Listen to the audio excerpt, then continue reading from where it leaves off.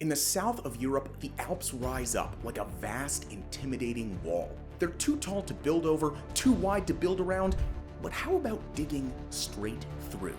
The European Union is building a record-breaking network of tunnels beneath the Alps, but what will they look like and how will they be made? I'm Regis, and today we'll take a look at the construction of the top 6 tunnels through the Alps.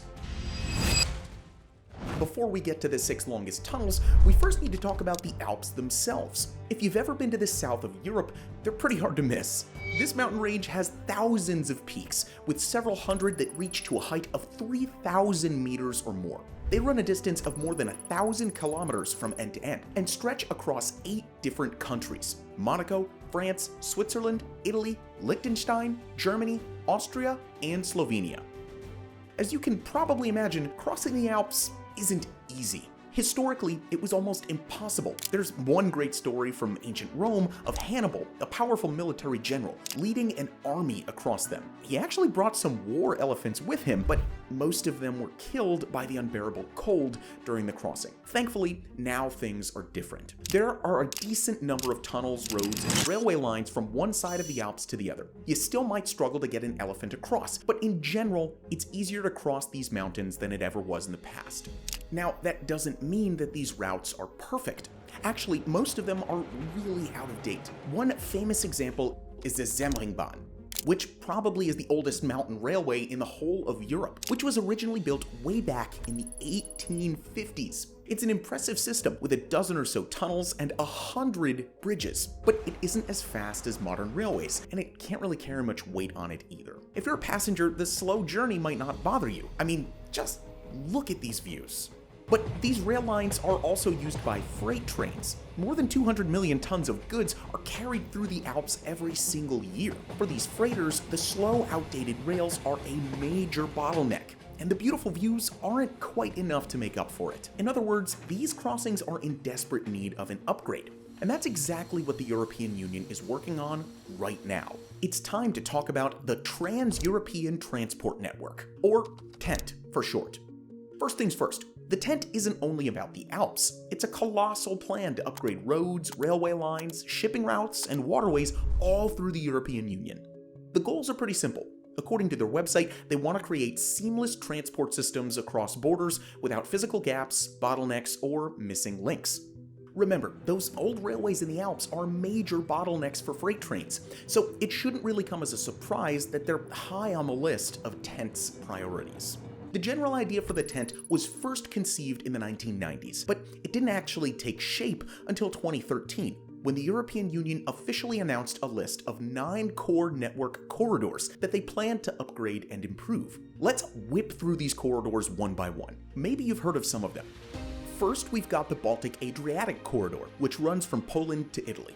Next, we've got the North Sea-Baltic corridor, which goes from Finland all the way to Belgium. This one was originally meant to run into Britain too, but Brexit put an end to that, so the route just ends in Belgium instead. The Mediterranean corridor goes from Spain to Hungary, the Orient-East Med corridor from Germany to Cyprus, the Scandinavian-Mediterranean corridor from Finland to Italy, the Rhine-Alpine corridor from the Netherlands to Italy, the Atlantic corridor from Portugal to France, the North Sea-Mediterranean from Ireland to France, and last but not least, we have the Rhine-Danube corridor, which goes all the way from Germany to Romania. Don't worry, we're not going to dive into detail for all of those. Overall, the TENT is expected to revolutionize European travel. It'll make it easier for people all over the continent to get where they need to be.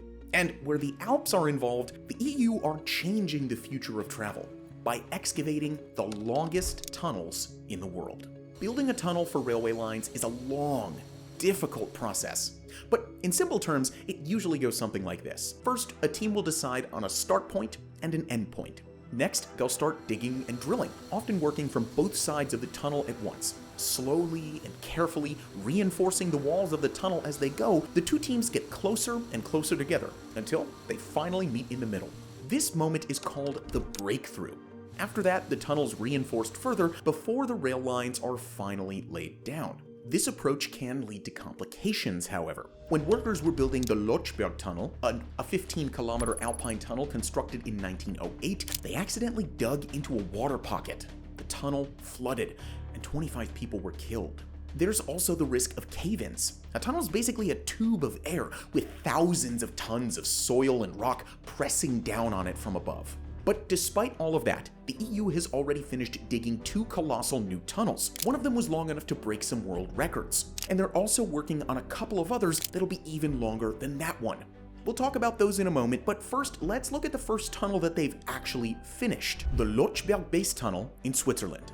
It's part of the Rhine-Alpine corridor, which runs from the North Sea to the shores of the Mediterranean.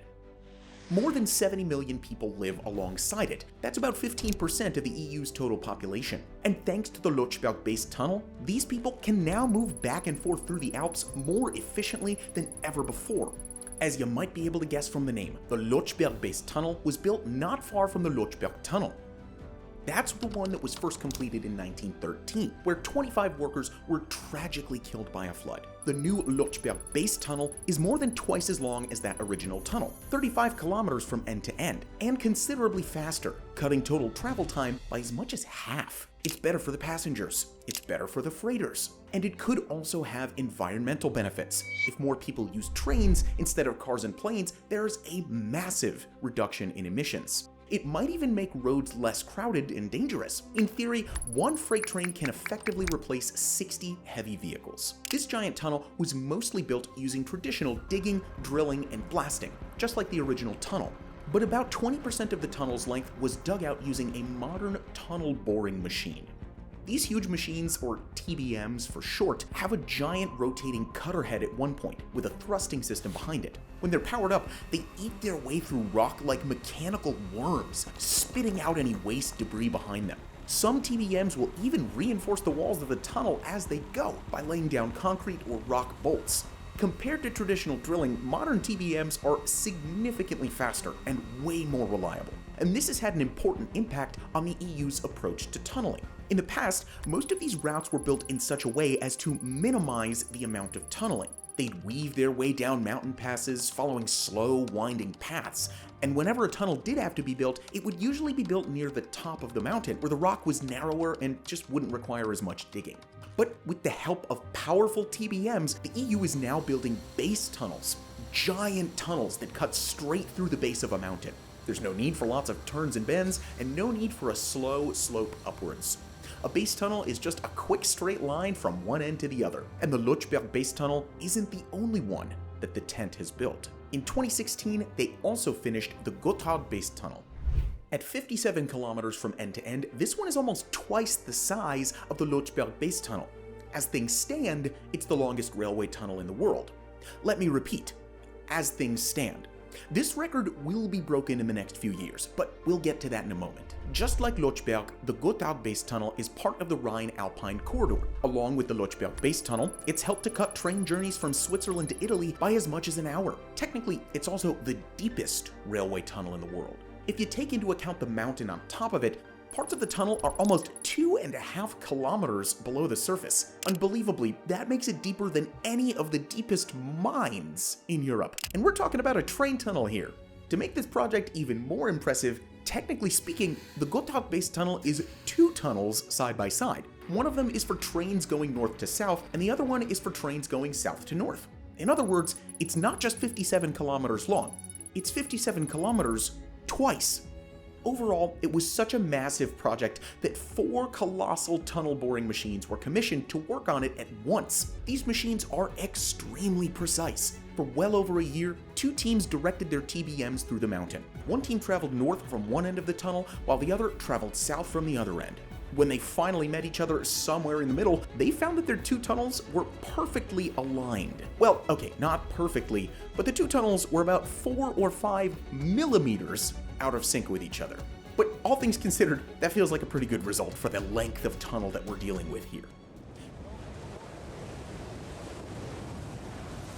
However, the construction still didn't go as planned.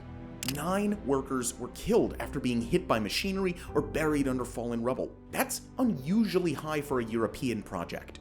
It just goes to show, even with all these modern techniques, tunneling is still pretty dangerous. But this record-breaking tunnel was eventually finished, at the cost of approximately $12 billion, with a high-speed rail line running through it. It opened to passengers in 2016, and it's one of the biggest achievements of the tent. But as we've already mentioned, this is only the start. More base tunnels are already being built beneath the Alps, and a couple of them are longer and deeper than anything that we've seen before. First, let's take a look at the Mont base tunnel, which is currently expected to be finished by 2032. This one is part of the Mediterranean corridor, which runs through the Alps on the way from southern Spain to Hungary. By the time it's finished, the tunnel will be 57.5 kilometers long, beating the Gotthard base tunnel by a couple hundred meters. Again, it's technically two tunnels side by side with maintenance shafts connecting them. In total, workers will need to dig more than 100 kilometers of rock. This time, there are plans to use 8 tunnel boring machines, all of them working at intervals along the tunnel. The Mont base tunnel is so long that it'll actually stretch between 2 separate countries. You'll enter in France and then pop out in Italy. On the high-speed trains that zoom along the tunnel, a passenger will be able to make a journey like Lyon to Turin or Paris to Milan more than 2 hours faster than they ever could have done in the past. There will also be twice as much capacity for freighters, up from 700 tons of daily goods to 1,500 tons. The entire tunnel will cost in the region of $8 billion. The EU is paying for 40% of that, while France and Italy share the cost of the rest. It's a perfect example of the tent, a new transport route that fixes a bottleneck and makes traveling easier for everyone. However, a little surprisingly, not everyone likes this plan. At both ends of the tunnel, in France and Italy, local residents are worried about high-speed trains. They're loud and dangerous, and they damage local ecosystems. At least, that's what the locals are saying. For now, the project is going ahead anyway, but up on the surface, people are marching and protesting and even making appeals to European courts. It's a reminder that despite the bold intentions of the tent, not everyone thinks it's needed, especially when these tunnels cost so much. Together, the Lötschberg base tunnel, the Gotthard base tunnel, and the Mont base tunnel are costing well over $20 billion. And there are still more tunnels that we haven't even mentioned. In Austria, teams are currently working on the Koralm tunnel, a 30-kilometer stretch of tunnel more than 1,000 meters underground. The route has run into some pockets of groundwater, which means the walls of the tunnel need to be properly waterproofed. An environmentally friendly plastic-free liner has been added to the entire length of the tunnel. It's almost finished and expected to open to passenger trains at some point in 2026. Also in Austria is the new Semmering base tunnel. We mentioned the Semmeringbahn earlier, the oldest mountain railway in Europe. Well, that famous old route is getting an upgrade with a 27-kilometer tunnel that's expected to cut any journeys through the Alps by 30 minutes or more. And last but not least, we now come to the future longest tunnel in the Alps. Real quick first, if you've enjoyed this video so far, we would really appreciate your feedback in the comments. It helps us to get better with every single video. Also, if you want to see more of these videos, make sure to subscribe to MegaBuilds. Okay, but now back to the future longest tunnel in the Alps, the Brenner base tunnel. This one's the most ambitious project of them all. Just like the Mont base tunnel, it'll run between 2 different countries, from Austria on the northern side of the Alps to Italy down in the south. In total, it's a distance of 55 kilometers, slightly shorter than the Mont base. But the Brenner base tunnel will also include a 9-kilometer side tunnel called the Innsbruck bypass. In total, this bypass brings the length of the tunnel to 64 kilometers. It might not all be a straight single line, but that isn't stopping the team behind Brenner describing this tunnel as the longest underground railway connection in the world. Again, it's technically 2 side-by-side tunnels, but this time with a 3rd small exploratory tunnel beneath them. And also this time, those tunnels have a very interesting twist. In Austria, trains run on the right-hand side of the tracks, while in Italy, they run on the left-hand side. So deep inside the Brenner base tunnel, the 2 sides of the track will cross over each other, swapping Italian trains from the left side to the right and Austrian trains from the right side to the left. As we said, it's a twist, quite literally. To create all this, engineers are using a massive fleet of tunnel boring machines. And instead of giving them technical names, each of the machines at the Brenner project have been given a name like Serena, Virginia, or Lilia. Right at this second, they're digging their way through the roots of the Alps, spitting out rock as they go. As things stand, the Brenner base tunnel is set to open in 2032. It's due to cost in the region of $11.4 billion, bringing the total cost of these alpine tunnels to almost $45 billion. There are smaller tunnels under construction too, like the 15-kilometer Semmering base tunnel, which we haven't even had time to talk about. Together, these tunnels will change Europe forever. But are they really worth all that money? Let us know in the comments below. As always, thank you so much for watching, and we'll see you in the next video.